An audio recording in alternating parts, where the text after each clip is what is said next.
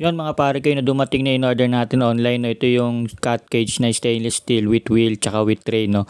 Ang in-order nating size is yung 93, 63, 150. Pero hindi ko nakakala na malaki pala to mga pare ko. No? Nabili ko siya mga pare ko 3,375 pero may mga discount pa yan. No? So hindi kinaya to ng delivery. No? Kaya nagpasadya tayo ng tricycle. So nagbayad lang naman tayo ng additional 100 mga pare ko dahil mabigat siya tsaka malaki.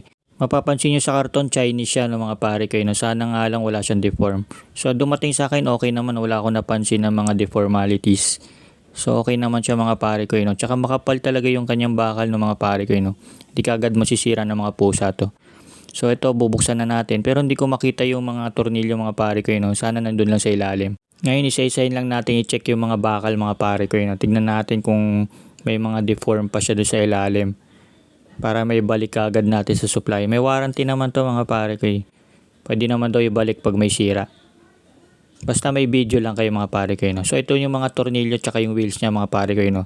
So nakahinga tayo ng maluwag-luwag. Ito rin yung kanyang manual mga pare ko. No? So simulan na natin siyang assemble mga pare ko. Sabi dun sa manual, no, sisimulan daw natin sa pagkabit ng base, no, sa pinakailalim niya mga pare ko. No? So, kumpleto naman sana yung tornilyo niya. Marami naman siyang tornilyo mga pare ko. No? So, madali lang siya ikabit mga pare ko. No? May mga tools naman na binigay. At saka madaling intindihin yung manual, no? English kasi. No? So, nakabit na natin yung base, no? Tsaka yung mga gilid niya mga pare ko. No? So, kakabit na lang natin yung mga hagdan tsaka yung mga layer. So, ito na yung pinaka niya sa gilid mga pare ko. No? Para maging stable siya. So yun mga pare ko, no, nakabit na natin lahat noon. So bali, kung mapapansin nyo medyo mataas siya, no. 5'6" ako mga pare ko, siguro mga nasa 5 to. Yan, 150 cm din taas nito mga pare ko, no. So okay naman siya mga pare ko, no. Ito kompleto na, no. Hindi ko lang nakabit yung pinaka-attic niya mga pare ko, no. So maganda dito mga pare ko, meron siyang bukasan dito sa taas, no. So kung kukunin niyo yung pusa dito sa taas, pwede niyo makuha mga pare ko, no. Tsaka medyo spacious siya, no. Kasya dito 4 na malalaking pusa. Tapos meron din ditong bukasan. No? Natutuwa ko dito sa lock nila mga pare ko. No? So pag lumapat to, automatic maglalak siya. No? Yan.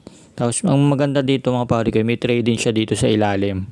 Yan. So hindi na mahirap maglinis sa mga dumi ng pusa dyan mga pare ko. No? Tsaka yung mga ihi nila. No? Kahit na may littersan sila. Nakakatuwa din dito, meron din dito sa taas bukasan ng mga pare ko. No? So kung naisipan nyo magdagdag ng cat cage pa dyan sa taas, pwede yan, tanggalin nyo lang yung taas. Tapos ito maganda rin, meron siya dito sa gilid mga pare ko yung nabukasan, no. Yan. So nakakatuwa, no, kahit sa angulo pwede mo silang kunin dito bigla. So sulit yung pagkakabili natin dito mga pare ko, no. Okay yung pagkakabakal niya, matibay. Tsaka yung taas niya saktong-sakto lang, no, sukat na sukat dito sa lagayan natin mga pare ko, no. So ito na yung bahay ng ating maliit na ginger mga pare ko, no. So dito lang naman sila matutulog pero pag sa umaga, so malaya naman sila ng pakatakbo-takbo dito sa grahe. Kung gusto niyo ring umorder nito mga pare ko, nilalagay ko yung link dyan sa may baba.